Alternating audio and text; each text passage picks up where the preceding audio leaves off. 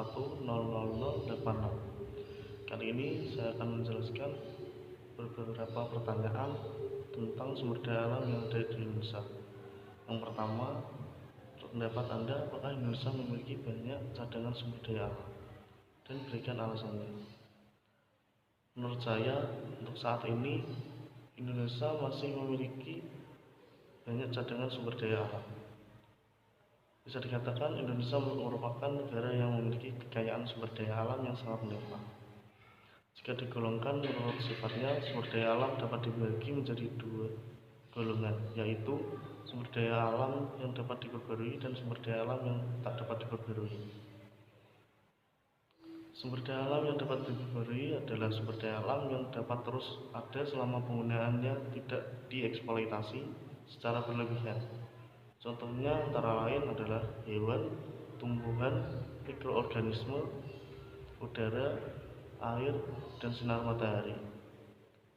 Meskipun saat ini kekayaan sumber daya alam tersebut melimpah jumlahnya di sekitar kita, namun kita perlu mengatur penggunaannya agar kekayaan alam tersebut dapat berkelanjutan sampai ke generasi mendatang.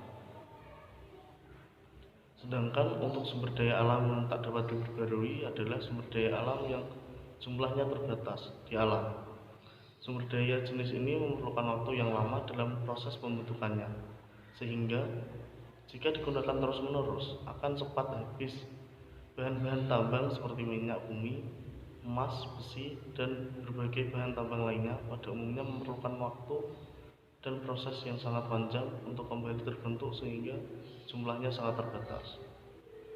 Dengan melimpahnya sumber daya alam tersebut, membuat Indonesia memiliki sumber energi yang melimpah pula.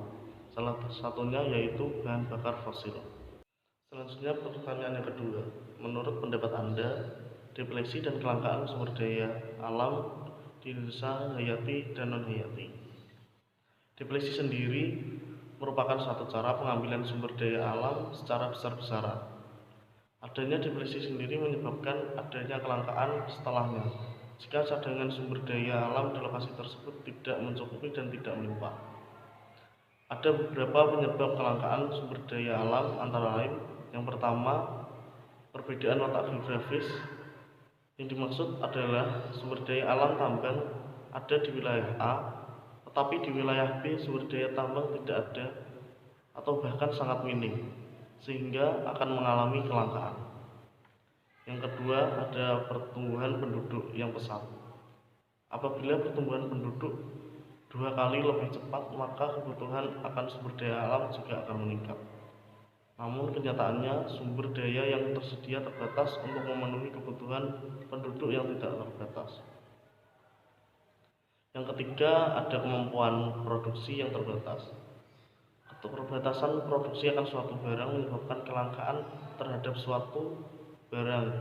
Perkembangan teknologi merupakan salah satu faktor yang mempengaruhi produksi, sehingga untuk negara-negara maju dengan perkembangan teknologi pesat bisa mengolah sumber daya alam dengan lebih cepat pula. Tetapi jika ada teknologi, maka kemampuan produksi menurun sehingga terjadi kelangkaan. Selanjutnya pertanyaan yang ketiga, bagaimana menurut Anda tentang eksploitasi sumber daya alam yang masif untuk tujuan pembangunan? Adanya eksploitasi besar-besaran sumber daya alam untuk pembangunan ekonomi menurut saya kurang tepat, karena berdampak negatif bagi lingkungan hidup. Walaupun di sisi lain memiliki dampak positif bagi perekonomian nasional. Terbatasnya ketersediaan sumber daya alam dan keterbatasan daya dukung lingkungan dalam menerima limbah dan emisi menjadikan perlunya dikembangkan industri ramah lingkungan. Agar industri dapat bersaing di pasar global, maka perlu upaya untuk menuju industri ramah lingkungan atau yang dikenal dengan industri hijau. Pemerintah mendefinisikan industri hijau adalah industri yang dalam proses produksinya mengutamakan upaya efisiensi dan efektivitas penggunaan sumber daya secara berkelanjutan. Dengan begitu, mampu menyelaraskan pembangunan industri dengan kelestarian fungsi lingkungan hidup, serta dapat memberi manfaat bagi masyarakat dan pembangunan ekonomi juga dapat diwujudkan. Mengingat dampak dari eksploitasi sumber daya alam sangat banyak, seperti terjadinya bencana alam yang mengakibatkan kelangkaan pada sumber daya alam dan adanya sumber daya alam tambang yang tidak dapat diperbarui, rusaknya sumber mata air, dan lain-lain.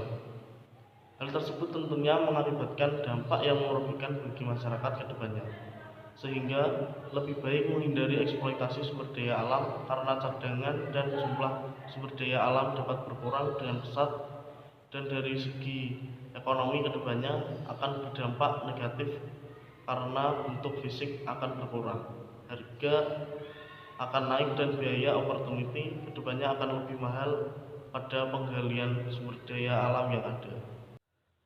Selanjutnya pertanyaan yang keempat, apa yang kamu ketahui tentang konservasi?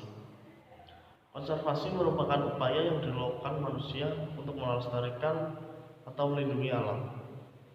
Secara harfiah, konservasi bisa diartikan suatu pelestarian atau perlindungan.